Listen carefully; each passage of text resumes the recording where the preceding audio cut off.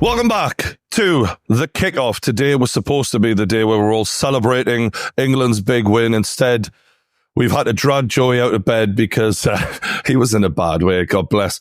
How are you, lads? How are you doing? You all right? Absolutely gutted. So devastated. And do you know what? It's funny, right? Because, you know, Euro 2020 or 21, whenever it was played, when we got to the final of that, I get that a few people had said, oh, group stages, we were a bit boring, whatever. But on the whole, we played really good football in that tournament a lot of the time. You know, we smashed a couple of teams. We really looked good. And going into the match against the Italians, I just thought, okay, 28 game unbeaten run or whatever, but we can do these lot. We definitely can. So you would think that I would be more heartbroken after that final, the last Euro final. But this one hit differently, mate. This one was like gutting. I just can't even describe how much worse losing this final was than against the Italians.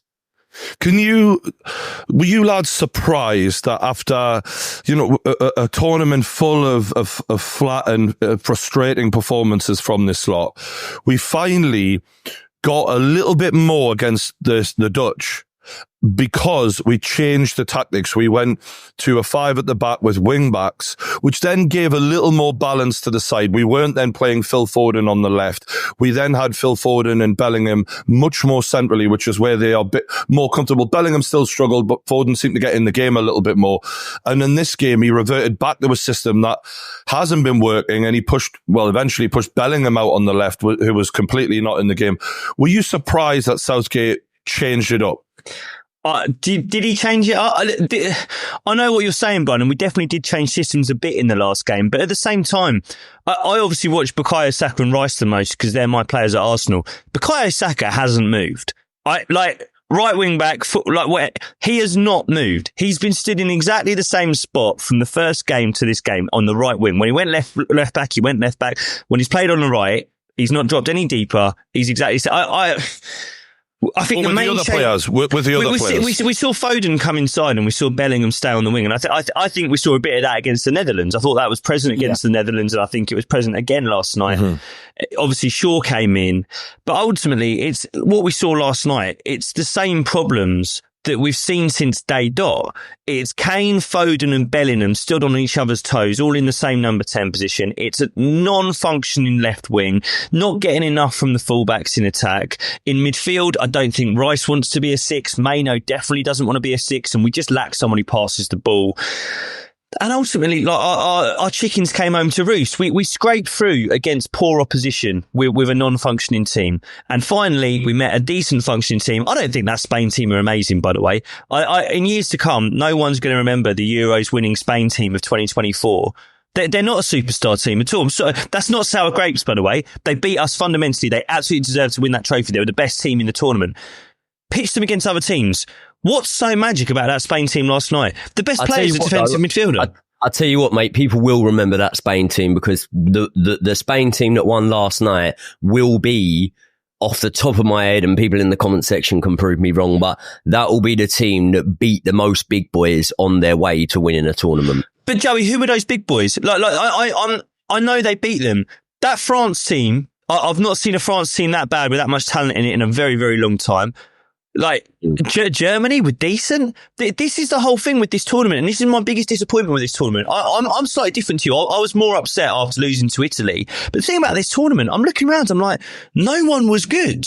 Yeah, but who was good? Yeah, but then, mate, that's the level you play at, though, because when you say, so I completely agree with the point you're making, but the problem with the point you're making is we're not talking Xavi, Iniesta, David Villa, that Spain. We're not talking that Spain against this level of opposition. We're talking, like you rightly said, this Spain that aren't the best Spain ever, but none of them are the best ever. So you're only playing at the level that you're playing at. I think that's the point that Jacob's trying to make, is that this was a golden opportunity for England. Yes. And I think that might be why Joey is more heartbroken, maybe, is that when you look at where we are right now, with allegedly the best player in Germany, the best player in Spain, the best player in the Premier League, and then you throw people like Saka, Rice, and a budding young Mainu coming in, individually, our stars were massive stars compared to what Spain had out there. But what they had were tactics, coaching, know-how,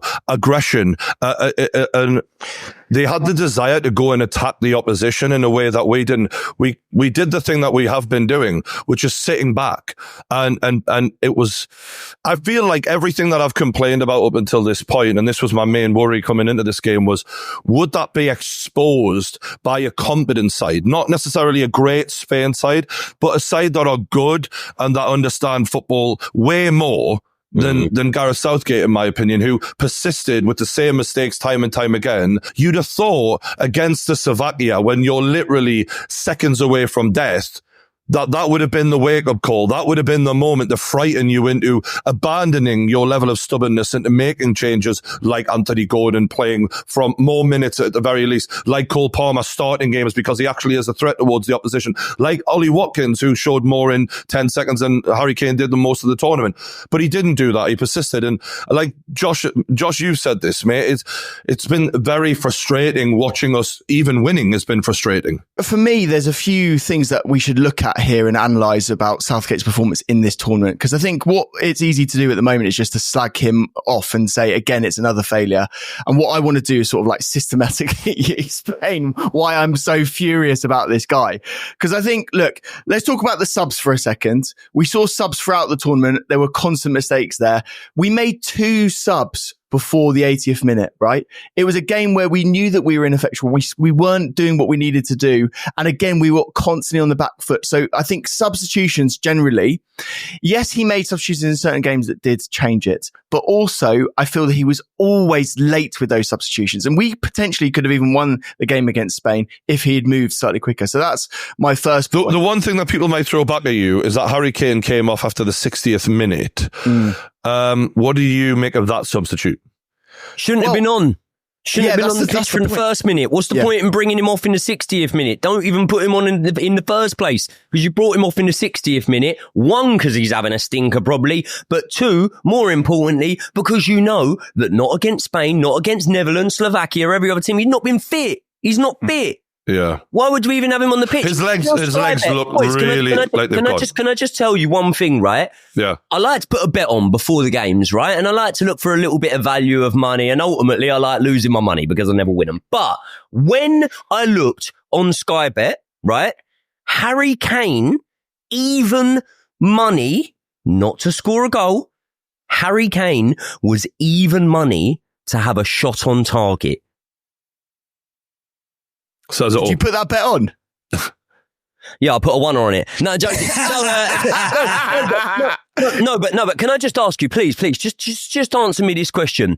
Will Sky Bet ever put odds, even money on Erling Haaland to have a shot on target? Will they ever put even money on everyone complains about him this tournament, would they ever put even money on Cristiano Ronaldo to have a shot on target? That comes back to how this player has been utilised, because throughout Harry Kane's entire career, for England and for club, whether it be Son running off him, Dele Alli running off him, or for England, Raheem Sterling running off him, he needs runners. Obviously, he's got 2 of them either side of him at Bayern Munich.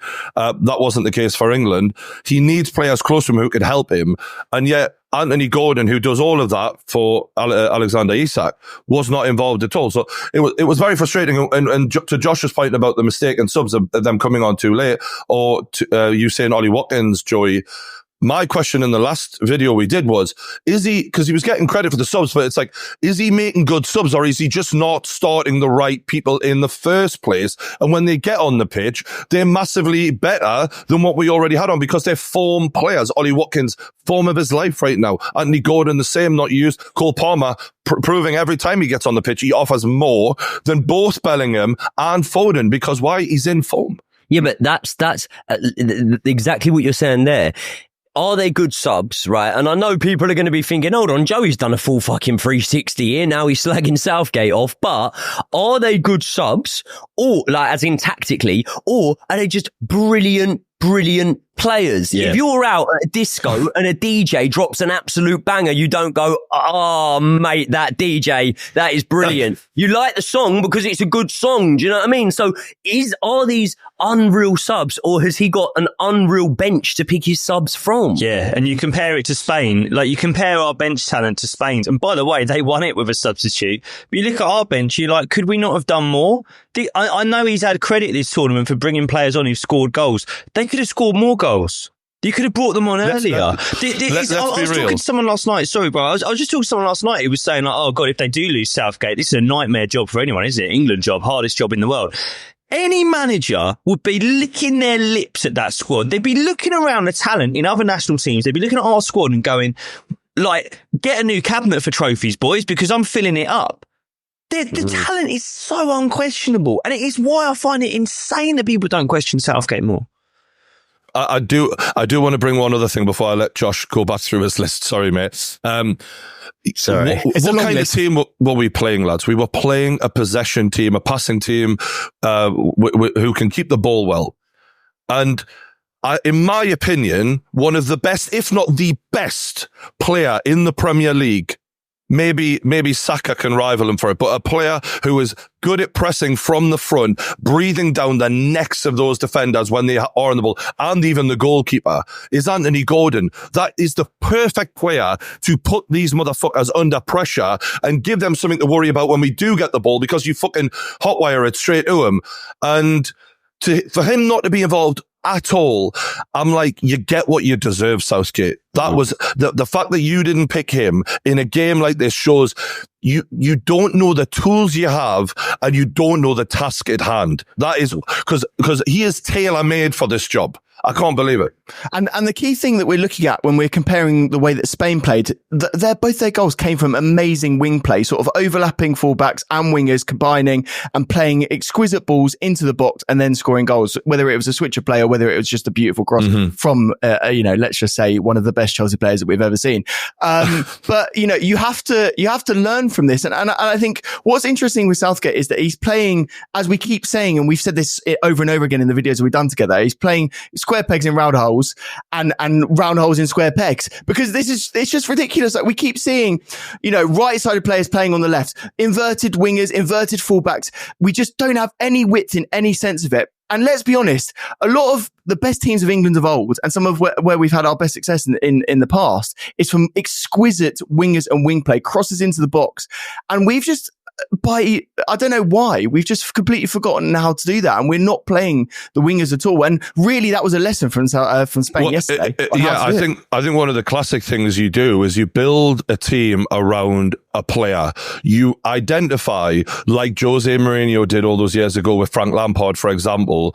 Who do you want to build this team around? Who do you want to be the person who pierces the opposition, who gets on that final ball? And if that is Harry Kane, well, then do what Bayern Munich do, right? Supply crosses to him and consistently feed him inside the box. And I don't think it's a coincidence that he barely had a touch in their box. I think he's had one touch in 2 finals, in fact, in the box of the opposition. But Kane, there's other problems with Kane. His legs have clearly gone, and Southgate's inability to realise that. This ain't Bayern Munich. This ain't the Bundesliga. This is different, and you're going to have to work a lot harder for what you're going to be given. And he didn't identify who his main man was at all. No. That's when it comes to the tactical ability to be able to be adaptable as well, right? Because yeah, okay, you can say, right, we're going to build the team around Harry Kane. We're going to build the team around Jude Bellingham. And prior to the tournament, absolutely none of us or anyone that knows anything about football would go, nah, that's a bad idea. Don't build the team around Jude Bellingham, right? But when the tournament starts and you can see, okay, this boy's world class. He's still able to produce moments of magic. And I'm actually talking about both of Harry Kane and Jude Bellingham here. You can say, okay, they're world class. They can produce moments of magic. But clearly at this tournament, as much as it might be worth having them on the pitch, they're not going to be those guys for you. They're not going to deliver. So you need to be clever enough to go, who is delivering? And then who do I put my faith in? Kobbie Mainoo, brilliant. You done the right thing. You gave him a chance. Maybe you should have started him from the start, but you gave him the chance. And once you gave him that chance, you realised, okay, let's stick with him. Let's keep him in the team. And people are going to say it's bias here. But for me, if not our best player, he was one of the top 2 best players, didn't start a game in Cole Palmer. When Cole Palmer comes on the pitch and produces magic time in, time out, does no part of you think, I'll tell you what, he could be handy from the start, that fella. He could be quite good from the start. And you know, when you're coming up against a possession-based team, to have players like Kobbie Mainoo, Cole Palmer that are really, really good on the ball, but also fearless. We shit ourselves for them lot last night. The only player that didn't, or the only players that didn't, are the ones that actually produced something for us, like Cole Palmer.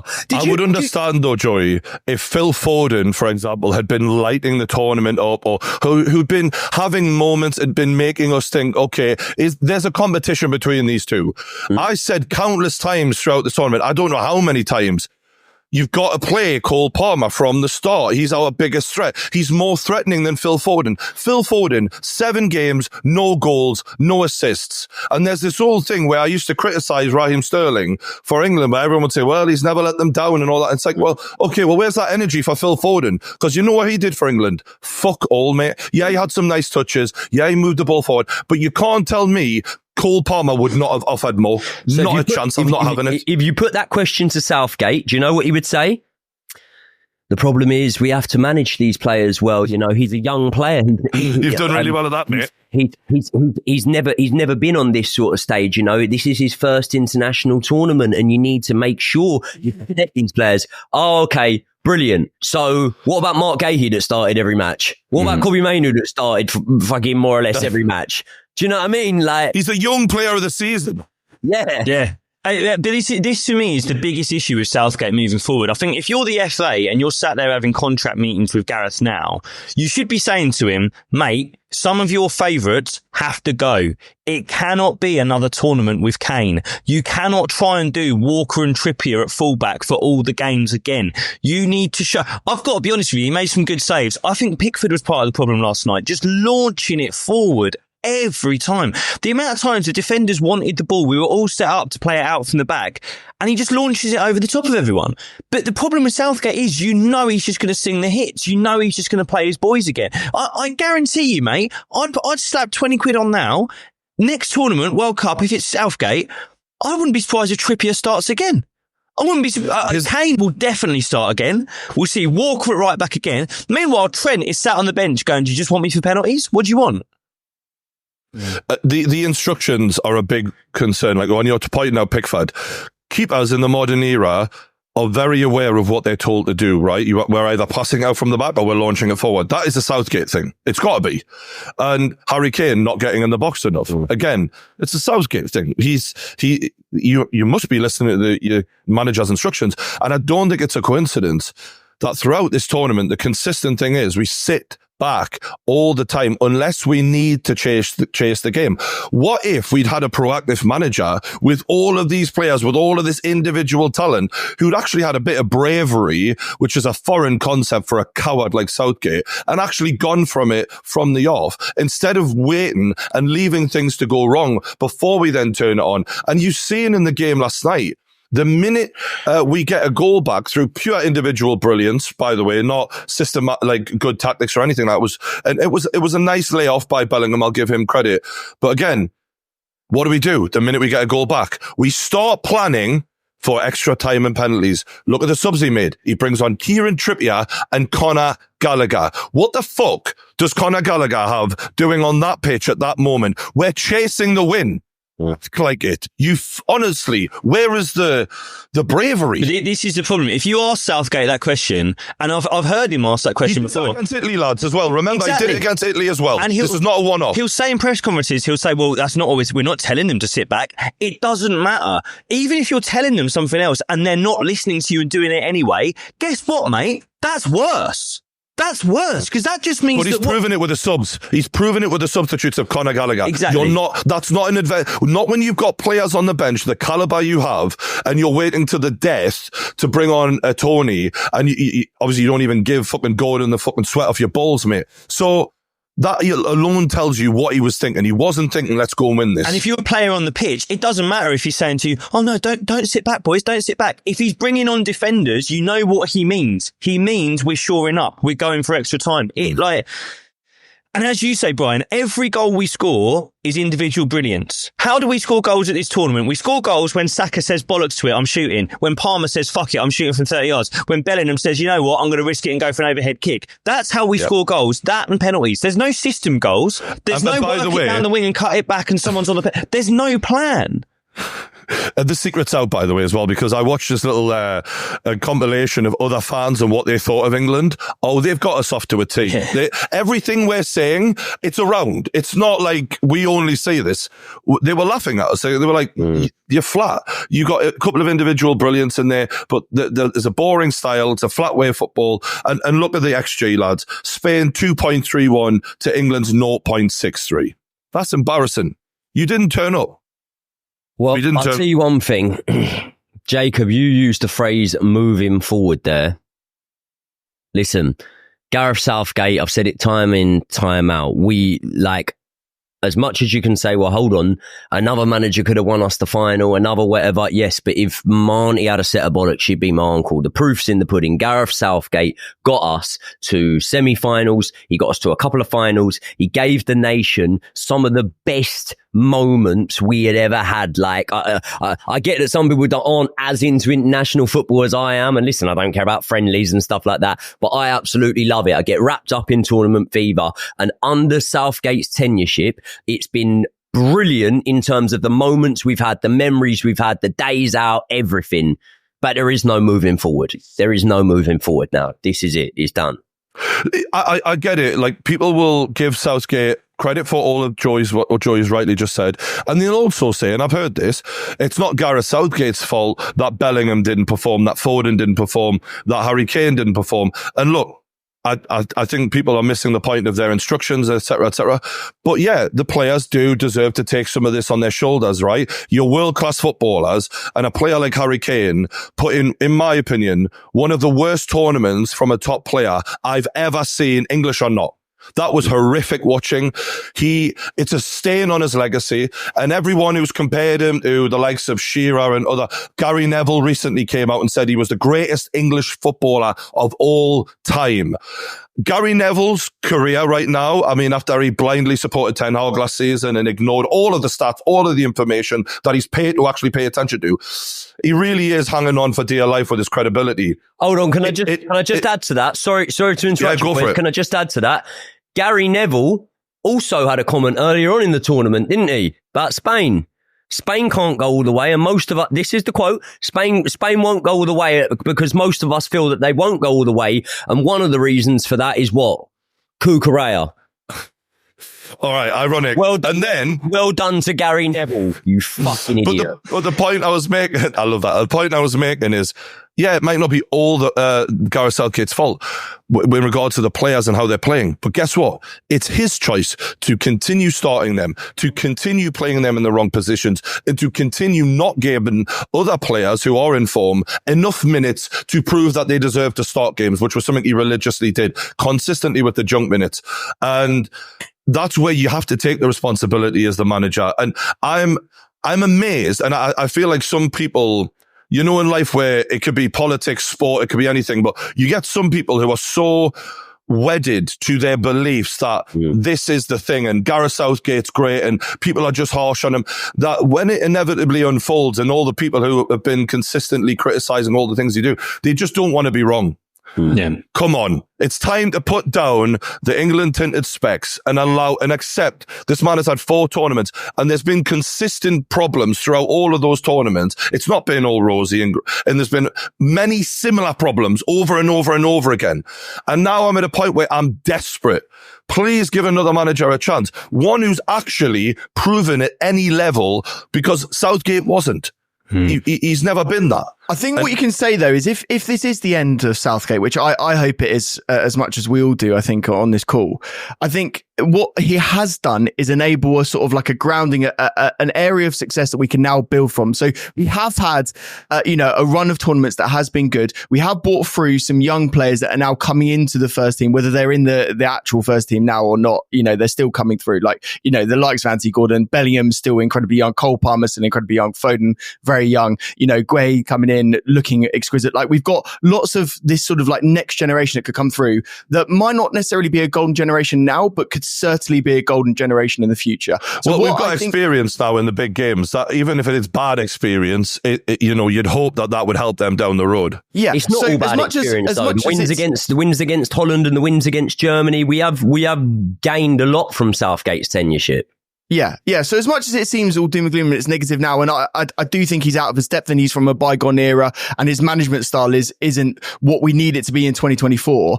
I do think he set us up now to go into the next manager in a lot better sort of stead than what we were in the previous manager. And that, coming from Allardyce into him and even Hodgson into Southgate's era, I think we're a better place. So maybe that's the ultimate positive that we can take from all of this, is that hopefully now we can push on and try and continue with these sort of things. I think that's, I've got to be honest, and I'm really trying to be respectful on after a game where he's taken us to another final. But what has he done to leave England in such a good position? He didn't put those players there. He didn't buy those players. He didn't develop them. Their club managers did. Joey mentioned beating the Netherlands and Germany. That's 2 wins against big teams in 4 can you name another big win against a good team? A good team. And also, not just wins against good teams. I can remember sincerely average teams taking us to penalties, taking us to extra time. Every single time we come up against quality, we get undone. Every time. We beat Germany and we beat the Netherlands and they were poor. That's a bad Netherlands team. That was a bad Germany team that we beat at Wembley. I'm sorry, it was. We don't beat good teams. Me and Josh were saying before we recorded, we were like, there was that Spain win, wasn't there? We beat Spain. That was 2018. We don't beat good teams. Was that even in tournament? Or was that was a Nations League. Yeah, exactly. Mate, listen, the point you've just made, you could say that about every international team. So when you say, oh, that was a bad version of that team or whatever, you could say that about every international team. When you're saying what has Southgate done himself, some of the decisions that were heavily criticised have ended up being vindicated, right? Southgate took Harry Maguire to a tournament when Harry Maguire was bombasted in the media, if that's even a word. He was literally criticised 24/7. Do you know what happened to that tournament? He made team of the tournament, right? So there you go. There's one. Calvin Phillips, he was one of our best players in that Euro 2020 tournament. And I know this could be countered by going, yeah, that's brilliant, but he carried on playing them even when they were shit, and fair enough. But he was one of our best players in that tournament. Do you know how many names the English media would have put ahead of Calvin Phillips for a starting berth? He didn't.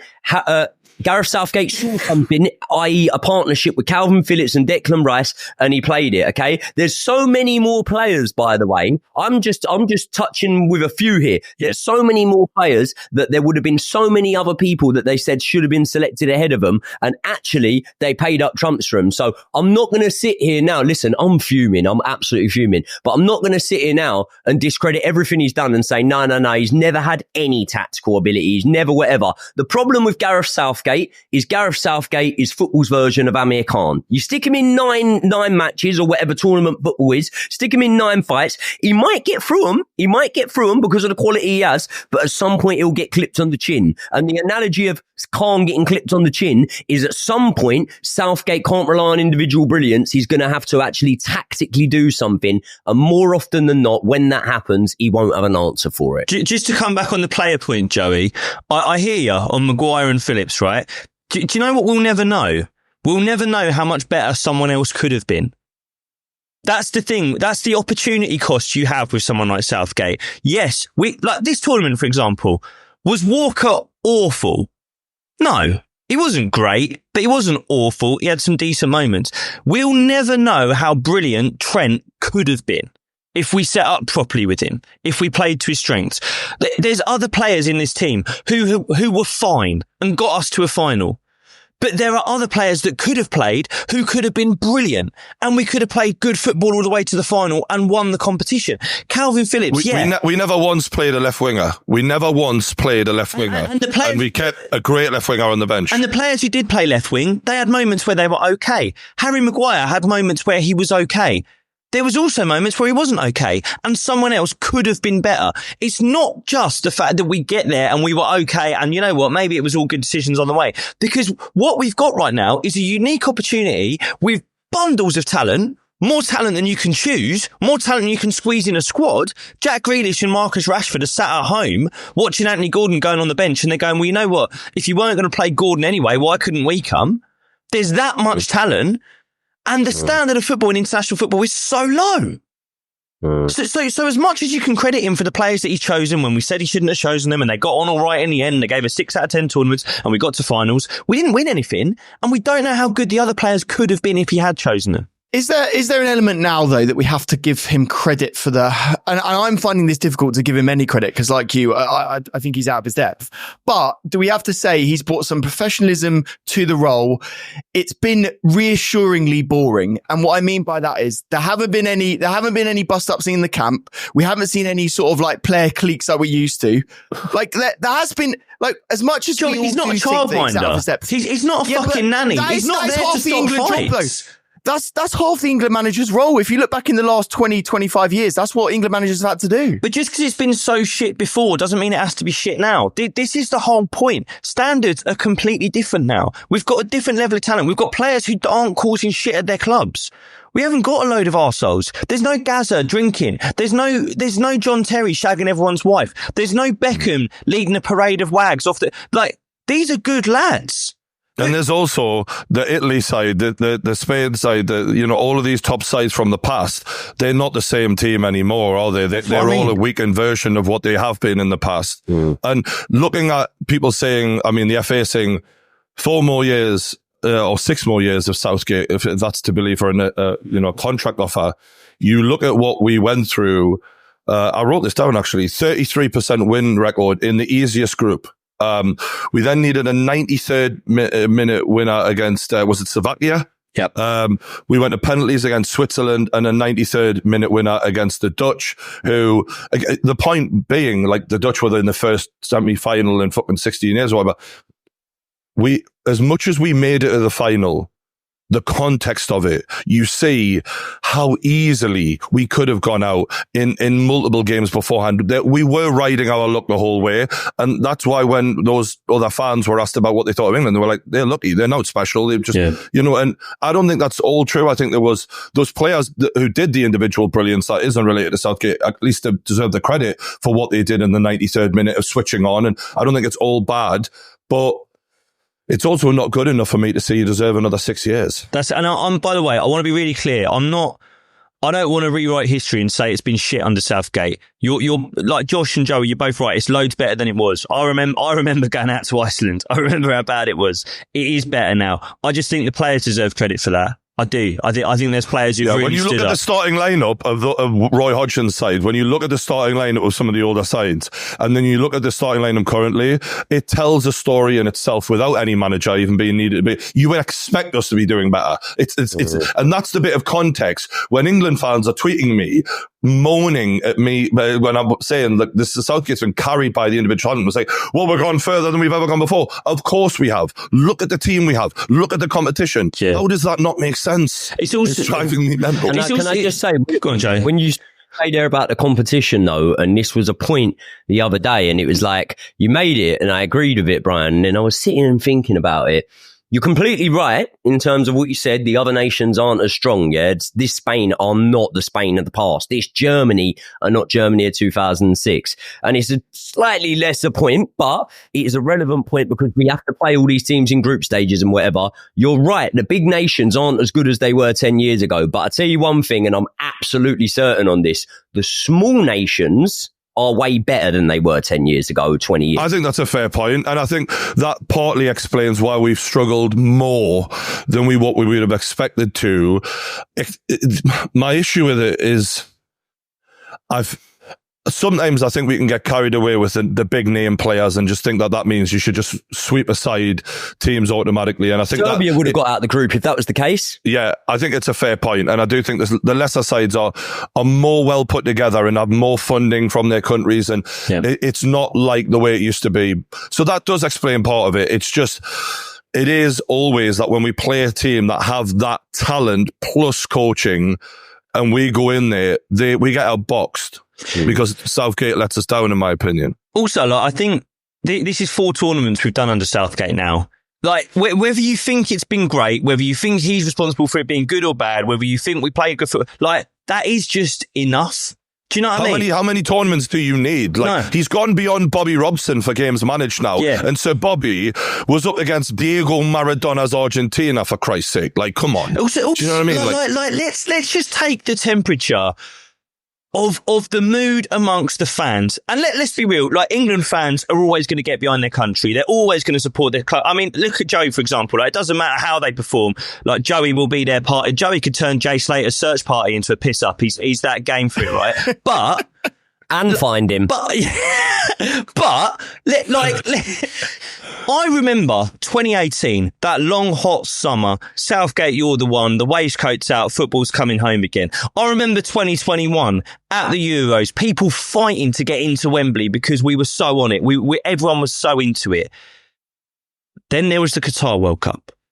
And let's be honest, what were the vibes? It was trash. It was terrible. It was trash. It was terrible. And this time round... Mate, I could get a seat in a pub during group stage games. I could get a seat in a pub. I could walk down the road. Like mate, let's just take the temperature of the nation. It's not there. The vibes are going. And when that's happening, anyone who's DJ'd at a party before knows, pass the aux cable to someone else. When you've lost the room, let someone else have a fucking go. And I'm sorry, football aside, tactics aside, players aside, the love is going for Southgate. And I don't think he's a bad guy, by the way. Do you not think this is down to the FA, Jacob, though? Because the FA, I think one thing that the FA showed in giving him the job, which raised eyebrows, was like, are you telling us that there's no one more capable than the guy who got Middlesbrough relegated? Like, what the fuck are we? And people, this myth around his under 21 management coaching career. I was doing a YouTube job at the time. I watched one of the tournaments where he was starting Berahino and Harry Kane, ironically, up front. And I watched all those games. And I remember watching thinking, this is the most boring, fucking horrendous football I've ever had to sit through in my life. And that was the basis of which they gave him the England manager's job. And it really smacked of, hey, we haven't got another idea. Fuck it. Let's give it to Southgate. Now we're looking at some of the coaches that we do have in English football who have showed something. Obviously, the guy at Chelsea, he's gone now. Sorry, guys. Potter. Yeah, my brain. I'm a bit Joe Biden today after that. And you're not Trump.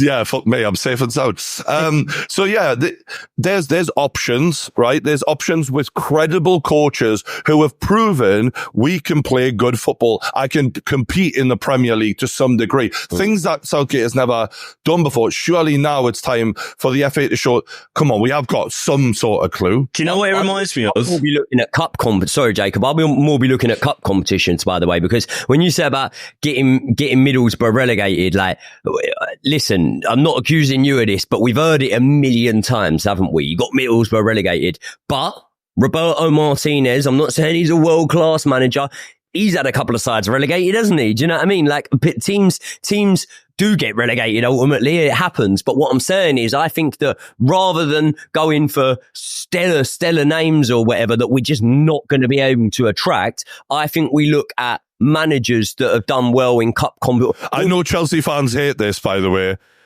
But Rafa Benitez is pretty good cup manager. He's like, I'll tell you what, Rafa Benitez has forgot more about football than Gareth Southgate knows, in my opinion. He wouldn't be my first choice. I'm just saying there's a plethora to choose from who you could make an easy case of going, he's got way more experience than Gareth Southgate and could do a better job. Who do you want then, Brian? Who do you want? Let's go round and say who we want. But before, can I just say, before we do who we want, this is pointless because they're not going to do it. We know the FA aren't going to change it. They're not. And mate, do you know what it reminds me of? Do you know he really knows content now, Jacob, doesn't he? We're trying to... but do you know what it reminds me of? It reminds me of Wenger at Arsenal. It reminds me of Wenger at Arsenal, where it gets to a point where you start feeling sorry for the manager because you start going, like, someone needs to take you out of this position because you're not. You know why I don't? Right. You know why I don't? Let me tell you why I don't. Because there was an England manager who I have a better love for, Kevin Keegan. And do you know what? After an England game, he went to the cameras and he said, I'm out of my depths, essentially. He admitted it. Like a grown man does, right? Because he thought, I don't want to carry on doing this if I'm not able to prove it. But the problem is with Gareth Southgate, there's enough data there where he can still believe and make the argument that I'm the right man for the job. So it's really, he is going to continue until we shoot him. Joey, you I mean that metaphorically. This isn't the Donald Trump situation, just to be clear. This is metaphorical, all right? I don't want to encourage any psychos out there. Joey, you want Brendan, do you? You'd have Brendan Rodgers. No. I don't want Brendan Rodgers. But what I'm saying is when we were just listing managers there, Rafa Benitez, someone like a Brendan Rodgers, he's proven that he can win trophies. I'm just saying there's other managers that when we look at... Brendan Rodgers is 10 times better than Gareth Southgate. Yeah. And here's the thing, like, ideal scenario, right? Of course, everyone wants a Pep Guardiola. In fact, ideal scenario that's even slightly realistic, right, would be if, let's say, for example, and sorry, Brian, this might hurt, but if Newcastle got off to a really bad start and the ownership thought, you know what, actually, maybe we do now need a star name manager, Eddie Howe would be an actual... Jose Mourinho, anyone? Yes. I'd snap him up in a heartbeat. I'd snap Jose up in a heartbeat. Yeah. He'd love it. He would love it. And he would do it. That's the difference. You know, when we're talking about these managers, Carlo Ancelotti, Pep Guardiola, if the FA rung their phone, they'd go, oh, fuck that, swerve that. You know what I mean? But if Jose Mourinho was offered the job, he would take it. Do you know why it could work with Jose as well? One of the problems that Jose, and I know he's just signed a new deal, but whatever, right? Let's say we go and buy him out of a contract, whatever. Jose, the problem he has is he spends too much time with his teams. He runs them into the ground and it gets toxic. He wouldn't be able to do that. No. He wouldn't have all that time with them. He would have a lot of time to actually, enjoy life and mix with the football scenario. I think it would be perfect for him. Yeah, I like Jose. I like the idea of Jose. I want someone. I've heard people saying we need to go for like a Pep manager, an Arteta manager, someone who's going to really work on training ground stuff, build these triangles. It's international football, ain't that, man? I want an Ancelotti style. Arm around the shoulder, make the good players feel good, square pegs in square holes, and keep it simple. And good decision making. I think if there's one thing that Gareth Southgate has shown me more than anything, it doesn't matter how much overwhelming data he is presented with, he just shuts off and pleads absolute fucking ignorance. And if there's one thing I just want to know about my manager is if one player is being played in the wrong position and is consistently not performing to his usual level, that you've got the brains, the bare minimum this is, to acknowledge this is not working, I'm going to try something different. The fact that was such a struggle, such a basic thing that you want from a bottom tier manager, and that he's unable to do that, I never want to experience that in a tournament again. Do we leave it at that? Maybe? What are you thinking? I thought that was I thought what you just finished on is a really good, a really good final fucking bullet. Bullet. Hey, I wish I had more to say, but yeah, it's hard, isn't it? It's emotional. Do you know what's hard about it? Do you know what's hard? Is we've been saying it for fucking 28 days. Like we were saying it as we were going through. We were saying it as we were beating people. And it's just chickens coming home to roost.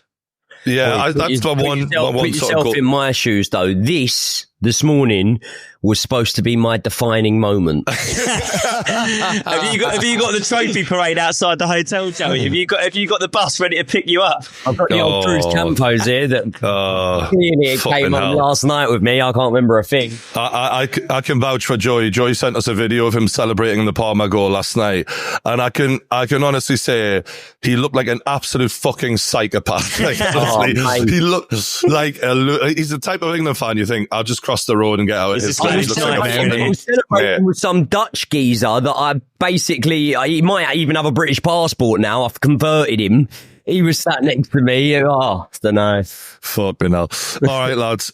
We will leave it at that. Obviously, we'll be back doing more club videos moving forward on the kickoff. Can't wait for those. Now that we're going mobile, we can turn these around quick and get you the quickest reactions to the breaking news that we can. Big love to all the supporters of the kickoff. Hit the like button and we'll see you on the next one. Cheers.